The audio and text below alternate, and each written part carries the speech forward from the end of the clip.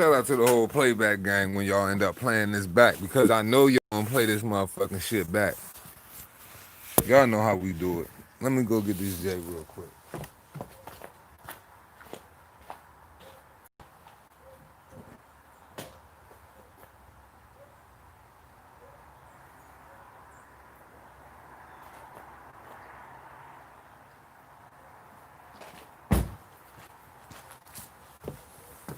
I'm gonna go get this J real quick. We gotta talk about this one real quick. My phone half charged. I don't give a fuck, right? I got off work, man. I fell straight to sleep after I got back from the motherfucking store buying my daughter motherfucking birthday presents, right? I was so motherfucking tired, but I woke up at like 4 a.m. I watched the motherfucking fight, bruh. No. Yeah, I just got finished watching that fight like 30, 40 minutes ago. Yo! Yo! Hold up. I gotta do this shit. I gotta calm myself down before I turn myself all the way the fuck up on goddamn Justin Trouble, salute. My motherfucking nigga. Nathan Kerr, salute. Chain with the ice though. With the ice though? Salute my G. Hold up, let me put this phone down real quick. I gotta fire this thing up real quick. It's just something slight, something small, some BG skunk. Something small that I was smoking a little early. Finish this off. Because I got to turn me down before I turn me all the way up.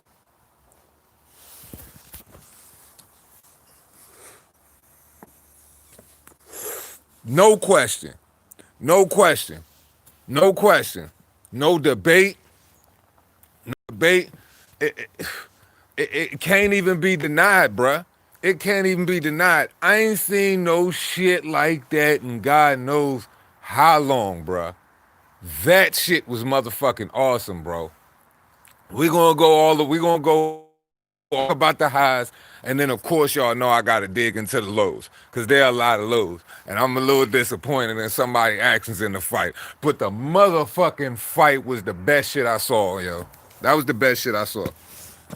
No debate. That was fight of the year, and definitely fifth round. That was knockout of the year. I thought Jamal versus Derevyanchenko was good. Man, shit. Jamal versus Derevyanchenko wasn't shit. That was a motherfucking fight. I wasn't even really. I mean, Jamal versus Derevyanchenko was an alright fight for what it was, but nah. This shit right here, you gonna play that shit back, then play that shit back, and then when you go over history, you gonna tell your kids about it so they can go back and watch it, so they can tell their kids about it, and then just keep repeating it down the line. That's what type of fight that was, bro. Zepeda just boosted his stock by a motherfucking long shot. Like, yo, his stock is through the roof right now.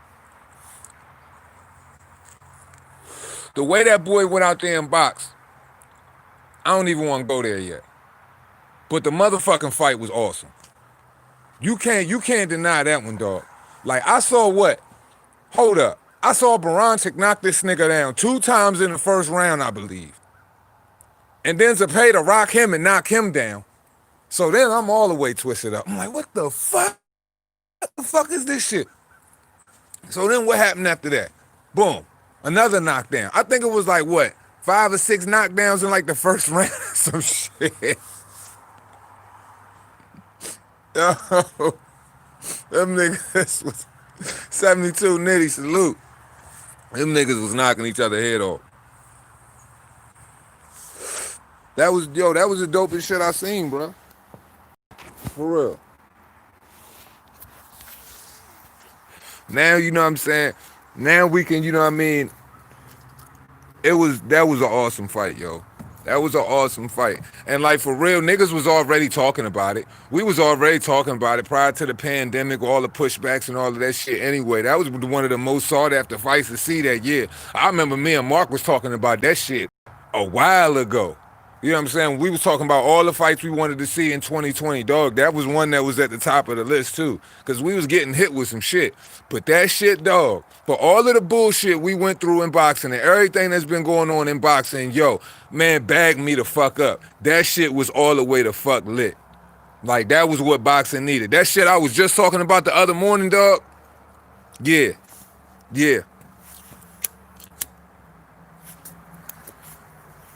That's why boxing should be free right now. Because if you got some free shit going on and you giving niggas Baranchyk, who was, you know what I'm saying, a former champion at motherfucking 140, lost to Josh Taylor in the World Boxing Super Series, you know what I mean? Top 140 fighter, hella motherfucking power, hella power. You know what I'm saying? You got Zepeda, who's a motherfucking slick ass motherfucking boxer, you know what I'm saying, who fought Ramirez in a close one, who can box, you know what I mean? Kind of his foot off the gas pedal a little bit, but last night though, last night, he reminded motherfuckers why he a top hitter at 140 last night. I got ashes on my motherfucking phone. If that fight had a crowd, facts, facts, facts. Man, if Pursoon versus Katie is 2 is fight of the year, bruh, I'd be mad. I'm gonna be honest with you. I'll be mad because don't nothing compare to what I just saw last night. What I saw last night was like, I don't think nothing probably gave me a shocking feeling like that since June of last year watching Andy and motherfucking Joshua fight. The knockdowns, how it happened, you know what I'm saying? Like the magnitude of the motherfucking fight, MSG, you know what I mean? Like the packed house, pandemonium, crazy, nobody having no idea who Andy Ruiz was, just pandemonium. Shit was just bananas. That shit had me out my motherfucking seat. That shit made me motherfucking double tap on my tablet about 8 to 15 times to rewind what the fuck I just saw. Multiple times. Not the same shit over and over and over again, but I'm talking about 5, 6, 7, 8 different motherfucking knockdowns that I rewinded. Looked at how this motherfucker was throwing his right hand, the overextended extension of the punches, how the punches was landing, how motherfuckers was falling, how hard niggas was getting hit, how stumping with the motherfuckers, how this nigga motherfucking Zepeda was boxing this nigga motherfucking head off in spurts, backing up, hitting this nigga with the jab, coming with the mean combination with the uppercut, coming over the hand with the right, just getting busy. Oh my God.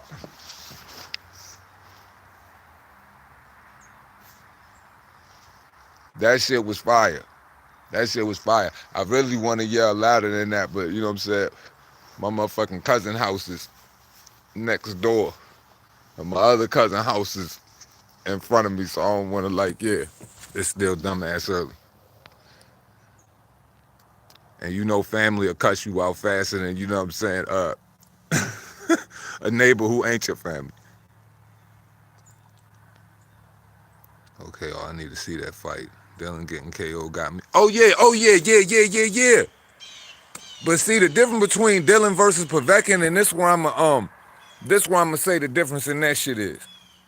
Dylan versus Povetkin was expected. It was just it was the timing of the motherfucking knockout, how it happened, how he was dominating the match would truly change perspective for most individuals when it came to that fight. In this fight, it was knocked down in less than motherfucking 2 minutes. It was motherfucking, and then multiple knockdowns to follow per round. I'm talking about 5 rounds of straight chaos with multiple knockdowns. Joshua and Ruiz happened like that, but Ruiz was, you know what I'm saying, kind of like, okay, here's this fat, pudgy kid that's coming out here to lose. And most people mind that didn't know boxing, and casual fans that didn't know boxing. Because I know Americans that know Anthony Joshua that don't know shit about this sport. Machiavelli salute.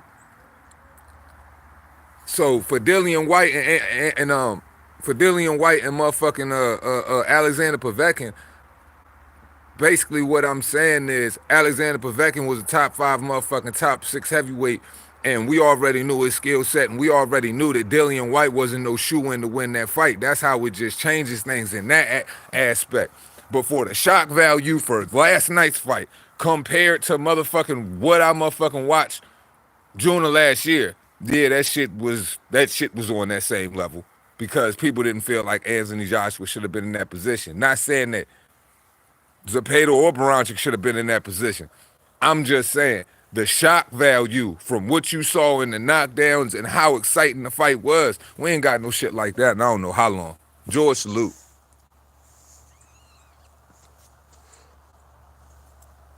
Yo, that shit right there, that shit was fight of the motherfucking year. For real, to be perfectly honest, that shit was definitely fight of the year. No debate. I don't give a fuck. There ain't no close seconds. There ain't no close thirds. That shit was fight of the year.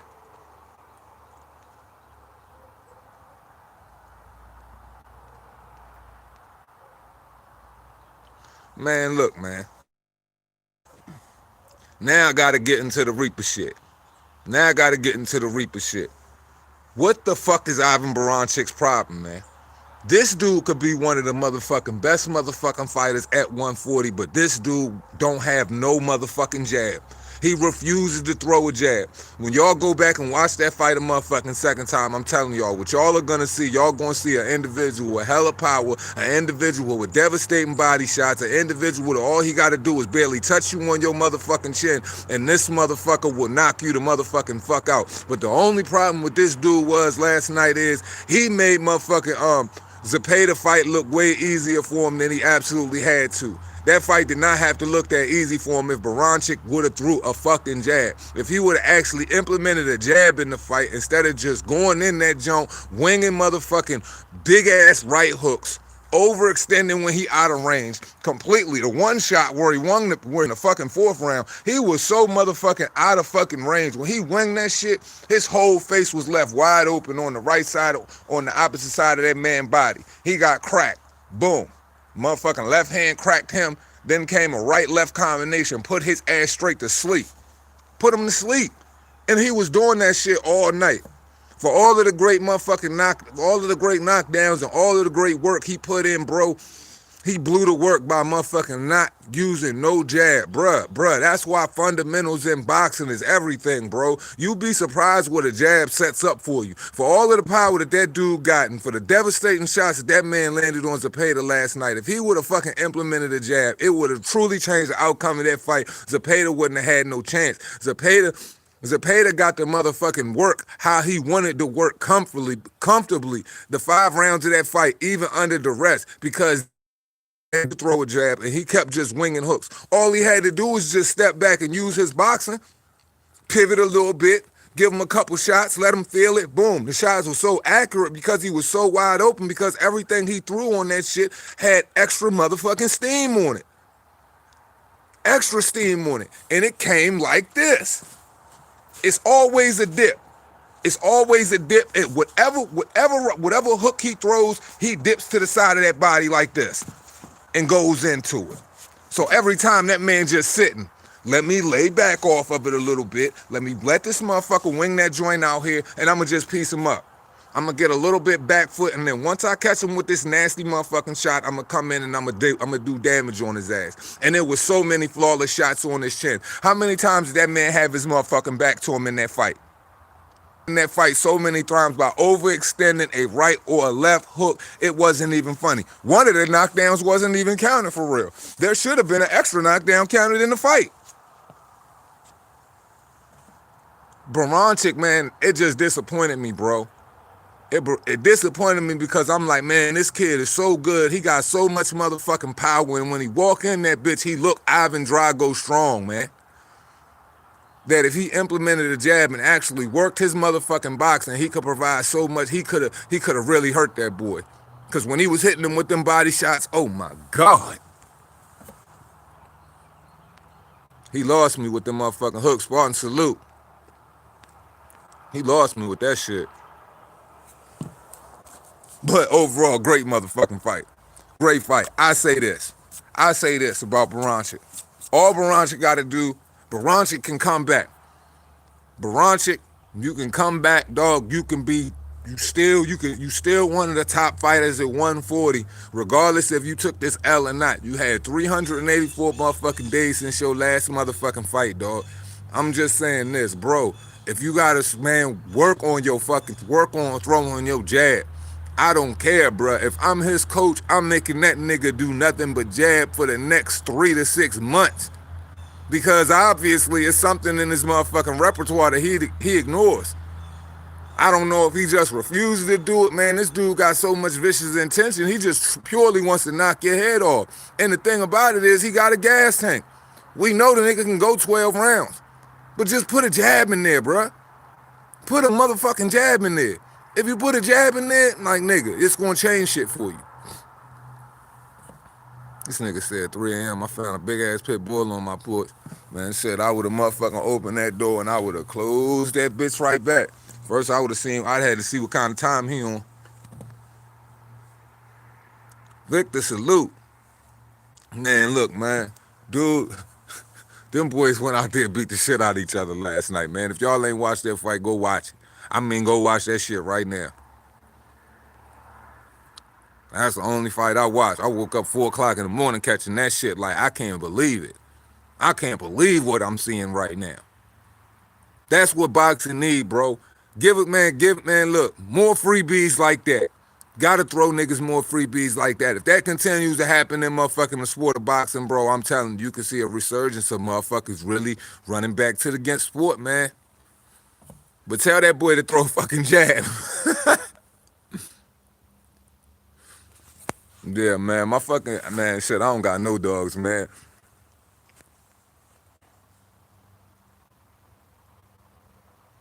Shit, I ain't even watched no UFC last night. I ain't watched nothing, man. I watched the back of my motherfucking eyelids.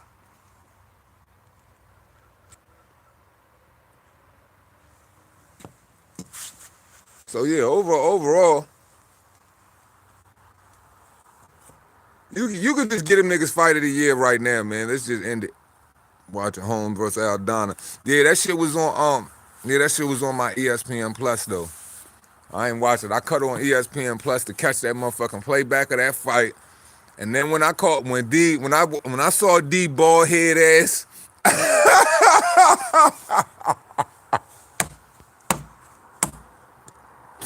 when I saw D Jeff bald head sitting on the motherfucking bed,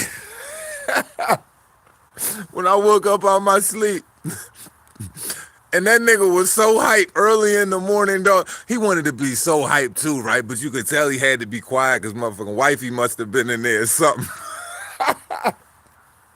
He was so hype about the fight, I had to go watch it.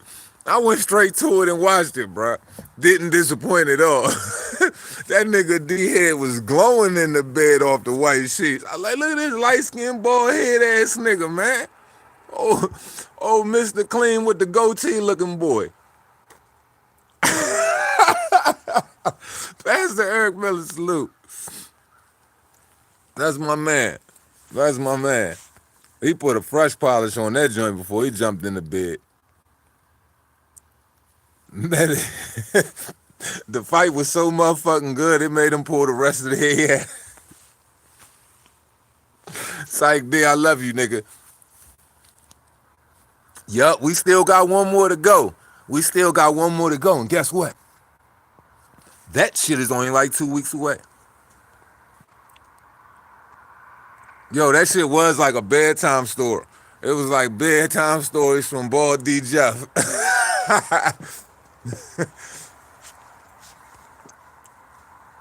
That shit is funny. Cause I'm so used to seeing my nigga with a hat on. When I see him without that joint on, I'm like, knowledge is power.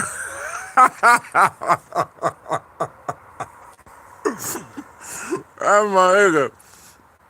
That's my nigga. Knowledge is power. Oh God, no. I'm so high right now. I was want shit. Alright, man, so Loma versus Tio, get it out now. Who winning, who losing? Get it out now. Get it out now. Ain't no going back. Ain't no going back. Hey, look, I'm telling y'all straight like this. Teofimo winning that fight by knockout. And I'm putting my money on it. Tell motherfucking Mob, hey Mob, if you seeing this, I'm sending you a cash app for the fight. See? You still on the fence though? You still on the fence though? You got to go. You got to go with one, or you just gonna suffer in silence though. Y'all gonna pick one, or y'all just gonna suffer in silence though. I got to know. I got to know who y'all pick, or y'all suffering in silence. I'm gonna tell you right now. Stop it. I said it. The video will be coming, but I'm not just going. You know what I'm saying? I'm gonna do them both a favor in the video. I ain't like dogging Loma or nothing like that. But I believe it's gonna be a stoppage. The Teofimo Lopez way. The Teofimo Lopez way.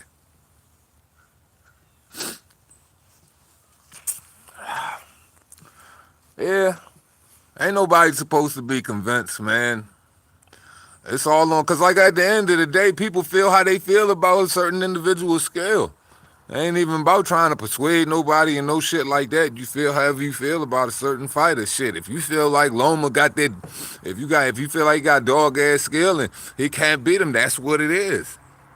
That's what it is. Everybody feel a certain way about a certain fighter, man. I just feel like Loma be losing steps though, and people don't be admitting